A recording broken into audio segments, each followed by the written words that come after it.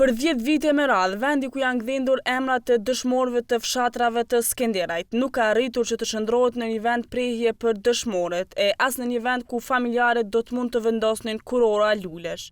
Pas thyerjes, vjedhjes dhe mbylljes së këtij kompleksi që u bën nga vet investitori amerikan Benito Mares në vitin 2014, këtë kompleks tash nuk e pranojnë shoqata e familjarëve të dëshmorëve të UÇK-s.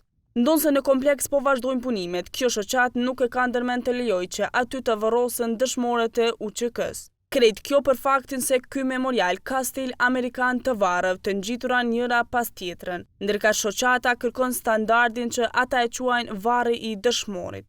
Ata kërkojnë varrin e madhësisë normale, ku familjarët edhe mund të ofrohen dhe të vendosin lule.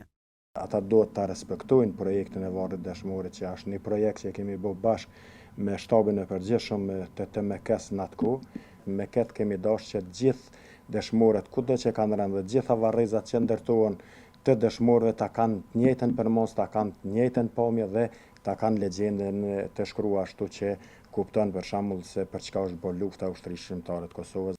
Jashari është shprehur i bindur se as familjarët dhe as shoqata nuk do të pranojnë varrimin e trupave të dëshmorëve në këtë kompleks.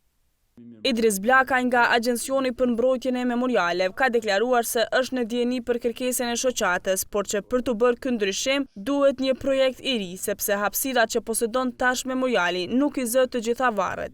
E kjo sipas tij do ta zgjasë projektin edhe për 2 ose 3 vjet. Ata kërkojnë që varrezat mos janë shohën në atë mënyrë që familjarët kanë mundësi të shkojnë te secili varr. Në qoftë se kjo atë duhet të bëhet, na duhet një projekt i ri, sepse ajo hapësinë nuk i zën, domethënë duhet hapësinë shumë më e madhe. Në qoftë se duhet ta bëjmë një projekt të ri për atë pjesë të varrezat, atëherë unë dyshoj se do të vonohet ato 2-3 vite më shumë. Të pas parasysh nivelin e investimeve që i bën qeveria e Kosovës. Blakaj ka deklaruar se shumë shpejt do të zhvillohet takimi mes palëve dhe shoqatës së familjarëve të dëshmorëve për të vendosur nëse projekti do të finalizohet si i tillë, apo do të bëhet zgjerimi i varrëv.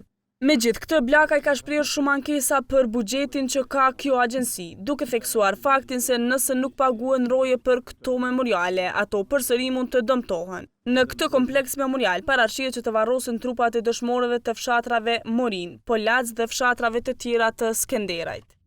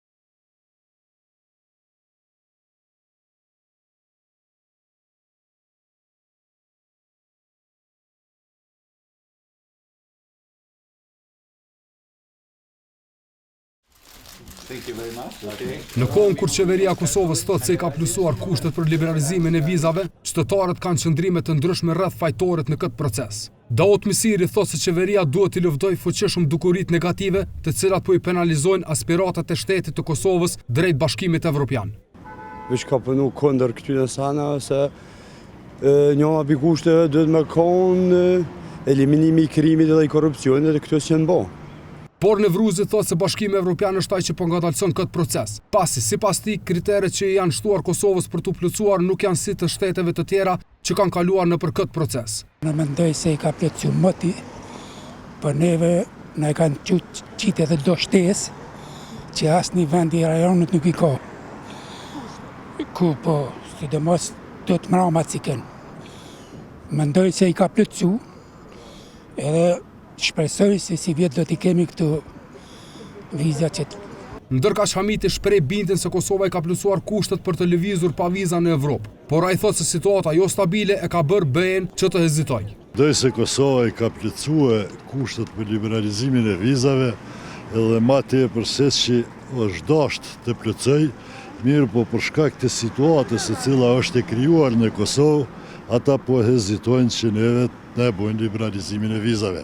Mendoj se është po mungue edhe një aktivitet edhe më i ngulshëm në këtë drejtim, duhet një angazhim, një përpjekje edhe më madhe që të plotësohen edhe ato kërkesat e cilat janë të paraqitura, në mënyrë që njerëzit mund të lëvizin lirshëm. Kosova është në fazën e fundit në procesin e liberalizimit të vizave për qytetarët e vet. Qeveria thotë se i ka përmbushur të gjitha kriteret për finalizimin e këtij procesi, kurse BE pritet të dalë me raport rreth kësaj çështje, por nuk dihet se kur do të ndodhë kjo.